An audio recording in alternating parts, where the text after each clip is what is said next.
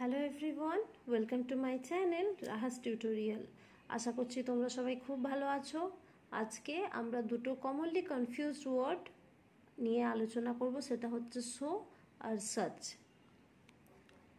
তাহলে প্রথমেই বলি সোটা কখন ইউজ হয়।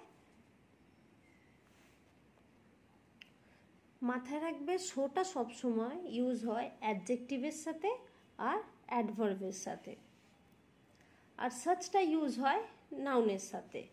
নাউনটা সিঙ্গুলার নাউনও হতে পারে আর প্লুরাল নাউনও হতে পারে, কিন্তু সবসময় সাচটা নাউনের সাথে ইউজ হবে। কিছু এক্সাম্পল তোমাদের দিয়ে দিয়েছি, তাহলে তোমাদের বুঝতে সুবিধা হয়। It's really quite simple, so study with me and I think you can master this in no time. আমরা বলতে পারি ইট ইজ সো হট।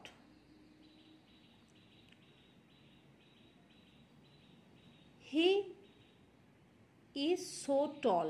তাহলে এখানে এই যে সো, এই যে হট, এ টল, এগুলো হচ্ছে অ্যাডজেক্টিভ, এগুলো হচ্ছে অ্যাডজেক্টিভ।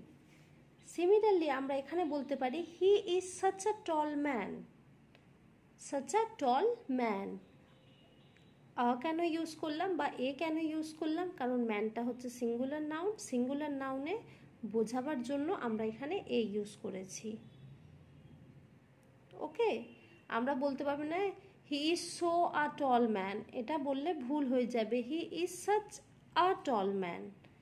সাচের সঙ্গে দেখো একটা ম্যান নাউন আছে, তো সবসময় সো এর পরে অ্যাডজেক্টিভ বা অ্যাডভার্ব হয় আর সাচের সঙ্গে নাউন থাকে।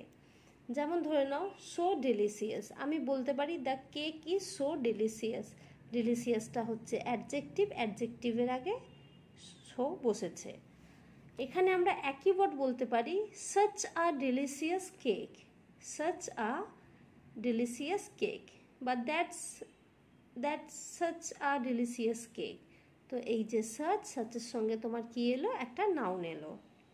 ওকে, সিমিলারলি বলতে পারি the dress is so expensive.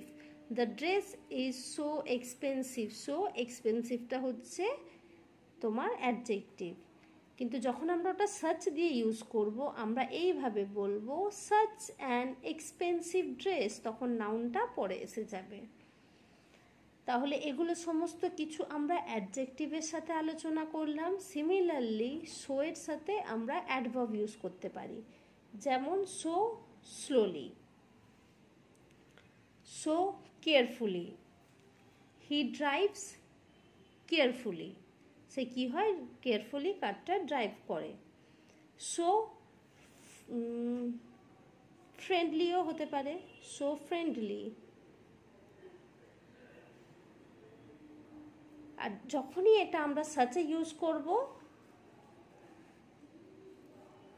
ধরে নাও হবে such friendly people, such friendly people, তখন এখানে একটা আমাকে নাউন দিতে হবে। ধরে নাও এখানে যেটা দিয়েছি, আমি বলতে পারি সি স্পিক সো স্লোলি, সে খুব আস্তে আস্তে কথা বলে। কেয়ারফুলি আমি যেটা বললাম, হি ড্রাইভ সো কেয়ারফুলি। তাহলে আমরা সো এর সাথে অ্যাডজেক্টিভ ইউজ করতে পারি আর অ্যাডভার্ব, কিন্তু সাচটা সবসময় যাবে নাউনের সাথে, সেটা সিঙ্গুলার নাউন হোক প্রোনাউন হোক।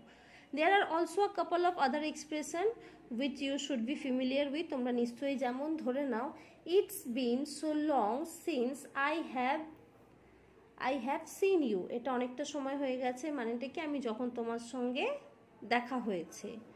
সো লং, দেখো আগে সো বসেছে, লংটা পরে বসেছে, অ্যাডজেক্টিভ। আর যদি আমরা ওটাকে আমি সাচ দিয়ে ইউজ করি, আমি তখন বলবো it's been such a long time since we last met. It's been such a long time since we last met. যখন আমরা সো ইউজ করছি, দেখো it's been so long since I have seen you, so এর পাশে কি বসছে? Adjective বসছে। আর যখনই আমরা সাচ আ লং টাইম দিয়ে ইউজ করব, তখন হয়ে যাবে it's been such a long time since we last met, such a long time. দেখো এখানে একটা আমরা লিখেছি এখানে, পরে ইউজ করছি। তাহলে সো লং দিয়ে হলো it's been so long since I have seen you, আর সাচ আ টাইম দিয়ে it's been such a long time since we last met. চলো এবারে কিছু আমরা এক্সাম্পল দেখে নিই যেখানে তোমাদের বুঝতে সুবিধা হবে। কি হবে? You look so tired, you look so tired, টায়ার্ডটা একটা অ্যাডজেক্টিভ, তার আগে কি বসলো? সো বসলো। He is dash a nice person, সে একজন কি? একজন নাইস পারসন। এখানে কি হবে? সাচ, কারণ এখানে তোমার একটা আমরা নাউন বসিয়েছি। Kolkata is dash a lovely city, তাহলে দেখো এখানে নাউন আছে, তাহলে কি হবে? সাচ। এইটা বিষয়টা খুবই সোজা, কিন্তু অনেকেই এই বিষয়গুলি নিয়ে গ্রামাটিক্যালি ভুল করে, যে কারণে আমার এই ভিডিওটা করা। এরপরে দেখো সি ডান্সেস ড্যাশ গিয়ারফুলি, এখানে কি হবে? শো হবে না সাচ হবে? তোমরা এটা আমাকে কমেন্ট করে জানাবে যে এখানে কি হবে। অলরাইট, আই হোপ তোমাদের সমস্ত কনসেপ্টটা ক্লিয়ার হয়ে গেছে শো আর সার্চ নিয়ে। শোটা কখন বসাবো, সার্চটা কখন বসাবো। আরেকবার বলছি, শো সবসময় ফলো আপ করে অ্যাডজেক্টিভ আর অ্যাডভার্ব, অ্যাডজেক্টিভ আর অ্যাডভার্বের আগে শো বসছে, আর নাউনের আগে সার্চ বসছে। সেটা সিঙ্গুলার নাউন হতে পারে, প্লুরাল নাউন হতে পারে, ব্যাস এতটুকুই সিম্পল জিনিস। এটা এটা এখানে শো হবে না সার্চ হবে, তোমরা আমাকে কমেন্ট করে জানাবে। আমার ভিডিও থেকে যদি নতুন কিছু শিখে থাকো প্লিজ একটা লাইক করো, শেয়ার করো, আর যারা সাবস্ক্রাইব করোনি please do subscribe and don't forget to hit the bell icon so you never miss a learning moment.